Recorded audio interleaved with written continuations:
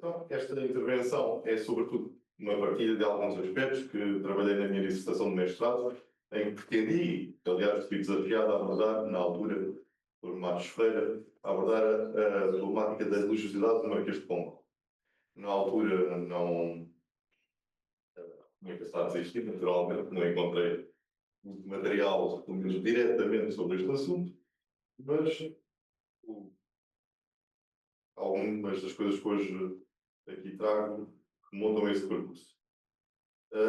Forte que na altura depois me afastar de alguns lugares comuns que ainda estão profundamente enraizados na imagética relacionada com o Marquês, dirigi, num primeiro momento, a minha investigação no sentido de perceber se Pombal tinha aproximado do jansenismo. Contudo, depois no decorrer da investigação, deixou-se cair essa possibilidade, e se Carvalho e Mel era católico, como o próprio afirmava, eu aqui não ler, mas dar conta daquilo que ele próprio dizia de si, portanto, na sua terceira apologia, já depois de ser apiado do poder, ele afirmava-se, portanto, como católico, portanto, e que não poderia ser de outra maneira, porque se identificava ao ser português, como ter nascido em Portugal, com a religião católica. Portanto, não ser católico, ele diz, era como se desnaturalizasse. Portanto, mas, pelo menos considerei que as suas preocupações eram sobretudo de âmbito político e não teológico. E o âmbito cultural, o âmbito económico, diplomático, religioso e o eclesiástico eram entendidos, por assim dizer, como instrumentos de uma política nacional e global vocacionada para o engrandecimento de Portugal, portanto, do país na Europa e para o progresso da sociedade. Naturalmente, a persecução dos estudos sobre o Pombal e o pombalismo, apesar de muito desenvolvidos, vão beneficiar bastante da publicação que está em curso da obra completa do Marquês de Pombal. O catolicismo de Pombal é dificilmente atacável. Além disso, não temos dados que suscitem dúvidas contundentes sobre a sinceridade da sua crença. Em última análise, a consciência profunda deste estadista não é algo a que tenhamos acesso e, por isso, faremos uma aproximação à sua religiosidade através dos meios bibliográficos que se dispõem. O próprio, portanto, Carvalho e Mel não discorreu abundantemente sobre a sua religiosidade ou sobre os seus sentimentos religiosos, talvez porque considerasse óbvio aquilo que os caracterizava. Era a religiosidade de alguém que pertencia à nova elite, o reinado josefino, distanciando-se, portanto, das principais propostas dos jesuítas neste âmbito e encaixando alguns dos elementos do iluminismo. Contudo, apesar de não serem abundantes, Pombal deixou algumas referências onde aquela fica mais evidenciada.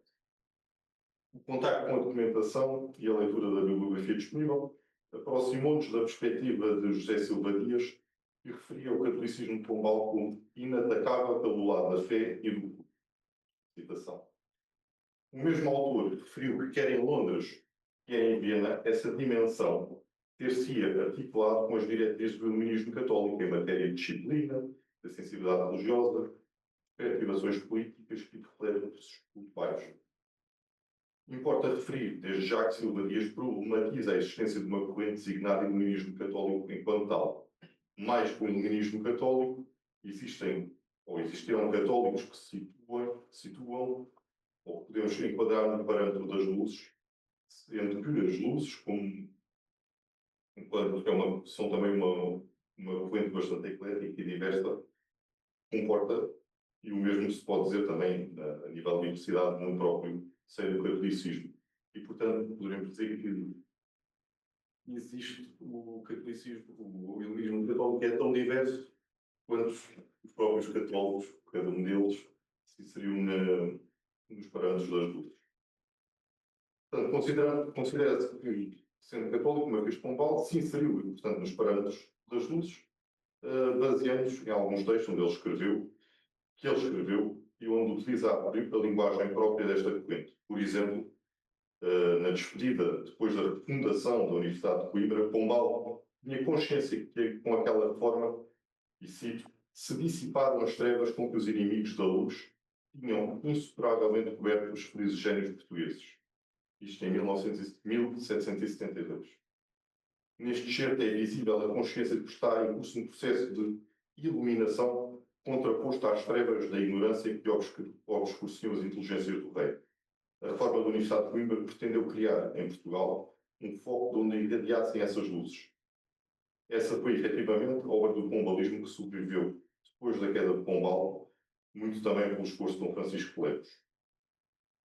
Uma das características da influência das luzes no catolicismo foi a rejeição de uma religiosidade tida como demasiadamente afetiva, miraculista ou espetacular.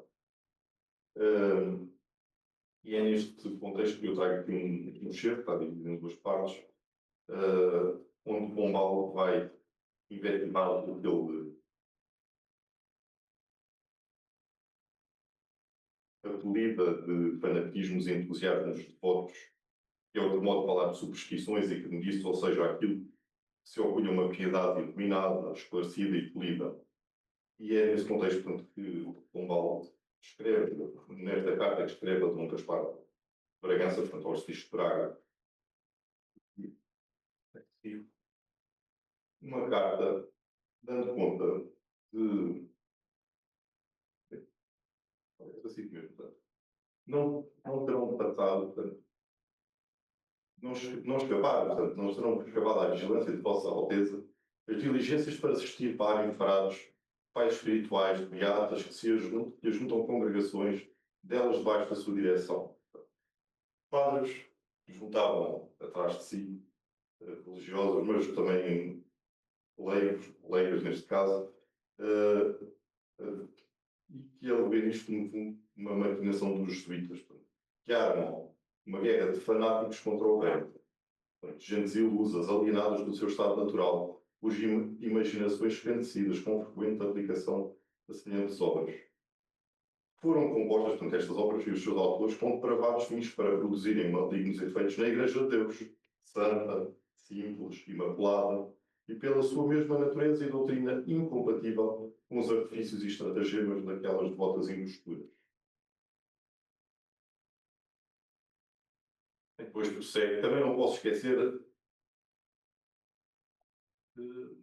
e mais para a frente, portanto, os padres que criam atrás de si grandes séculos de endemoniadas nesta corte e província se extinguiram, sem delas ficar uma semente, pois que Sua Majestade mandou recolher à casa de correção do Arsenal Real todas quantas mulheres residiam possessas e nervundas, de sorte que todos os antecedentes demónios têm fugido para longe do cheiro da estopa da enxarcia velha que ali se desfia e do castigo que recebem as que não dão conta das tarefas que lhe são habitadas. Portanto, o remédio para expulsar os demónios era pôr estas pessoas a trabalhar.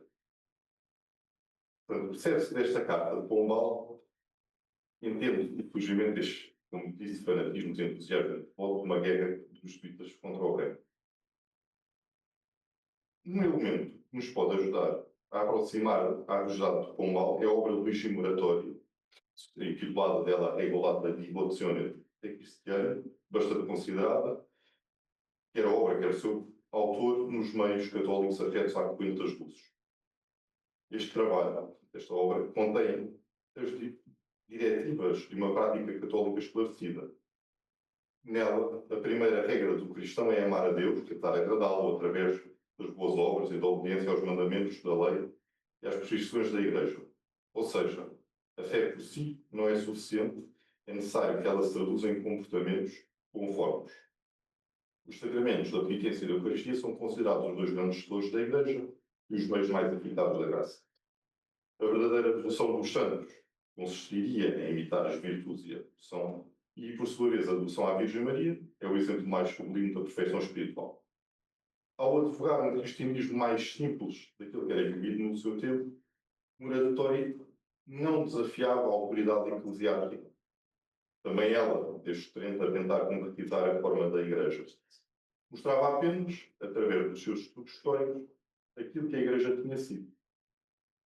Pombal era também um conhecedor da antiguidade cristã, através da leitura da obra de Antiqua Ecclesia Disciplina, do jansenizante Elie Dupin, que se encontrava na sua biblioteca pessoal. A espiritualidade do iluminismo católico era marcada pela austeridade, pela sobriedade material, rigor e a rigidez doutrinal comparada, que era posta, portanto, em espelho com os textos bíblicos, patrísticos e conciliares.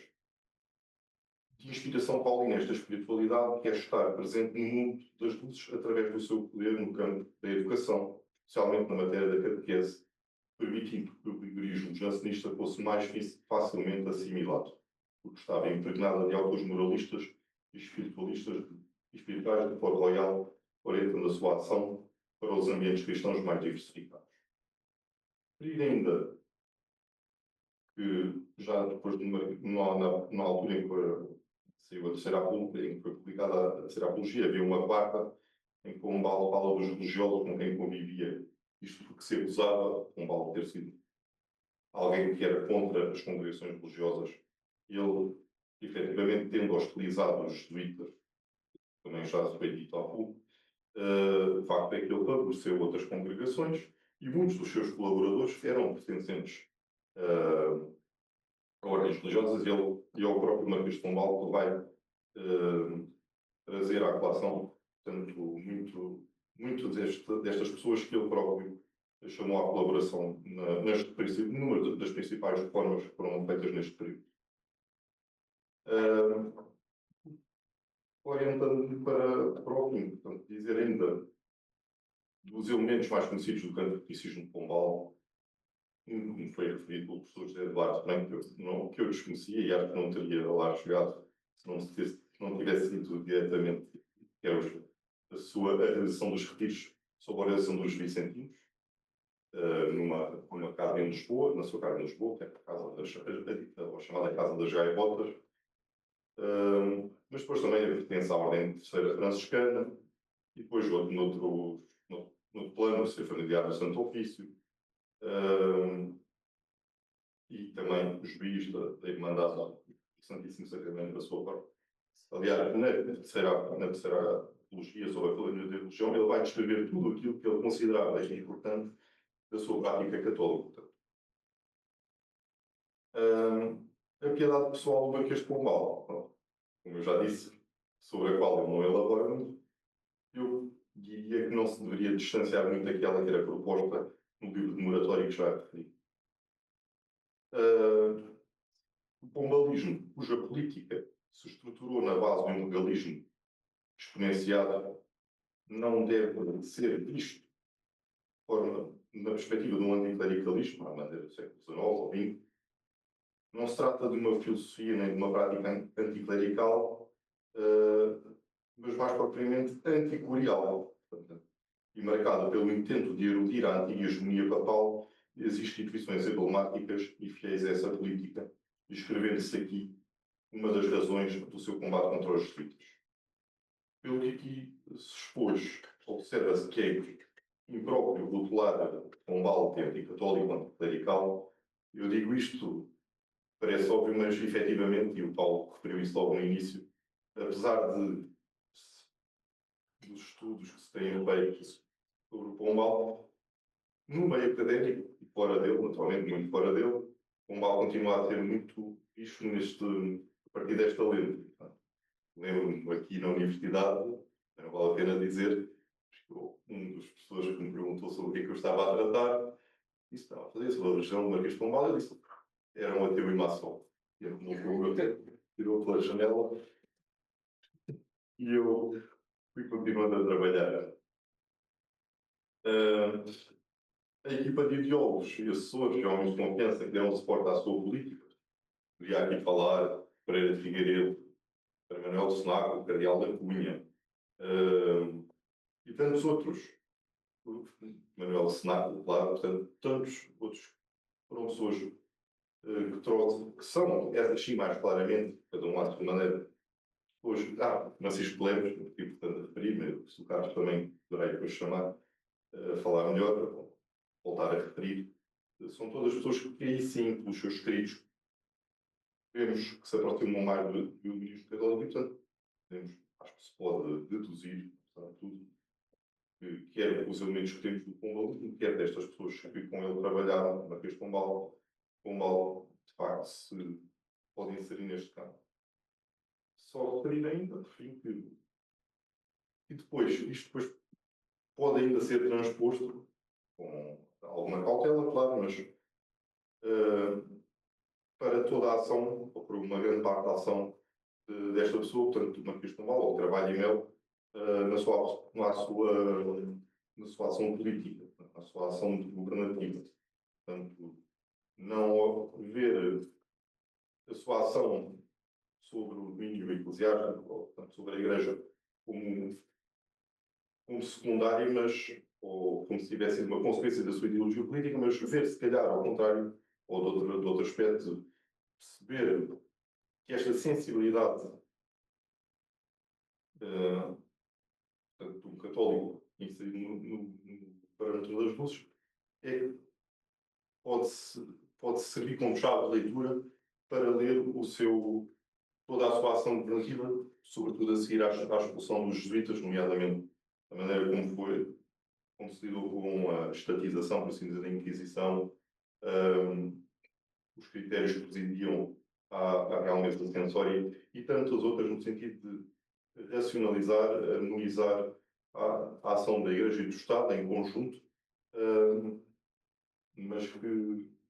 mas com um plano ou um ideário católico por trás, como tinha formado.